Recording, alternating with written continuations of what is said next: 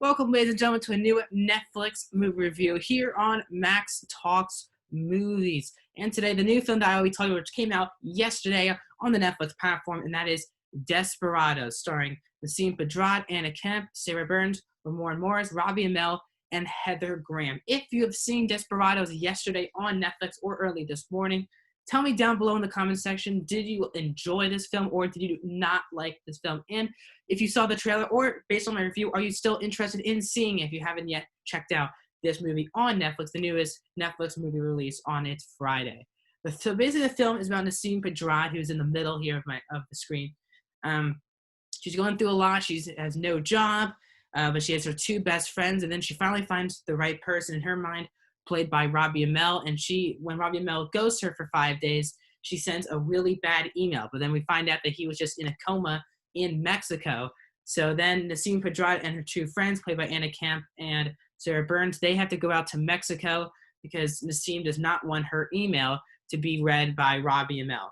And that is the movie itself. So going in, I had not seen a trailer. I did like this cast, though. Nassim Pedrad, who the only time I saw her before was in Aladdin.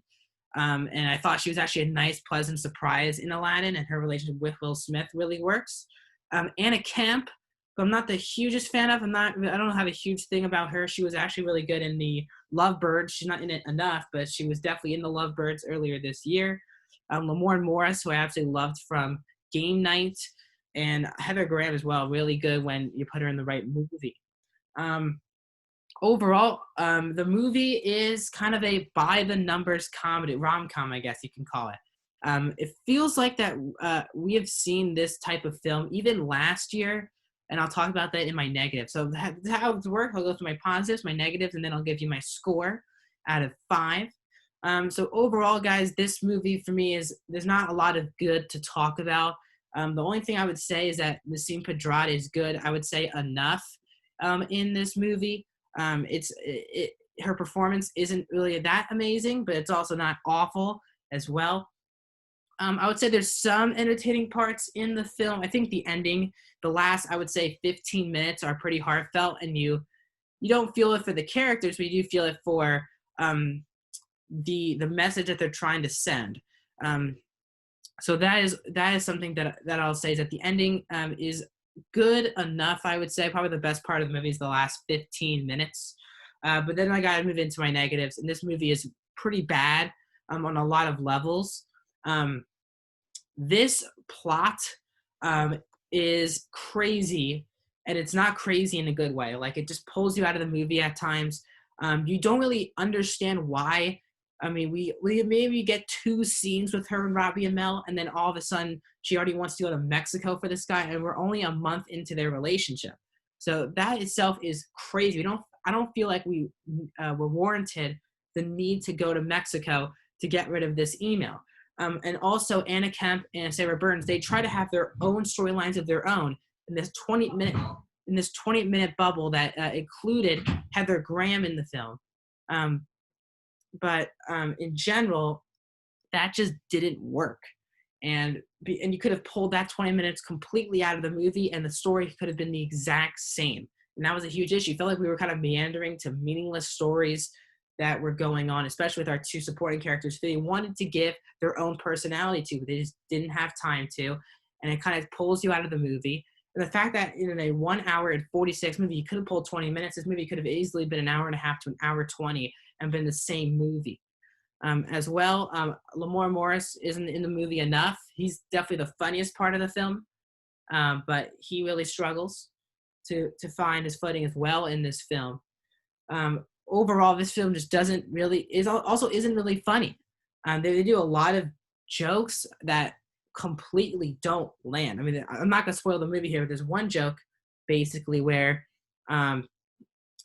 there's a dolphin, and the dolphin goes to our main character and starts dry humping her, and then with its inappropriate part slaps her across the face. And I couldn't believe they said, that would be funny. That would be funny. It's not funny. It's really, you couldn't believe that was in a movie in 2020 as well. Then there's a joke about Nassim Pedrad possibly being a child molester in this movie, and it's not funny too. I mean, these jokes are just 5 years way too late, it feels like.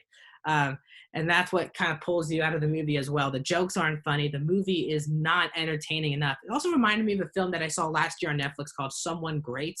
It's a different story, but it involves that movie with Gina Rodriguez and Brittany Snow and DeWanda Wise with Lakeith Stanfield.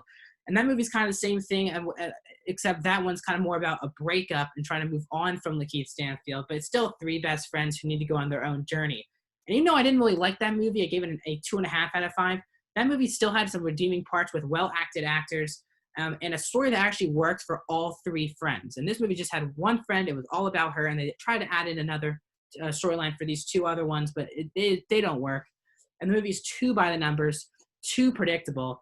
So I gave this film overall, guys, a 1 out of 5 star, and that is going to rank in around a 17% on the year. Really disappointing film. Wanted it to be a lot funnier than it was. So this year on Netflix, it is the 25th film that I've seen on Netflix, and it ranks in at number 22.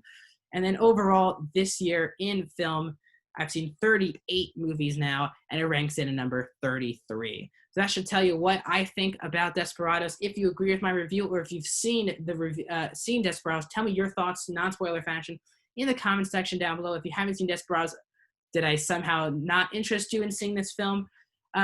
Coming soon, guys, I'm watching Hamilton either tonight or tomorrow. So that review should be coming up either tomorrow or Monday here on this YouTube channel. So Hamilton is the next review.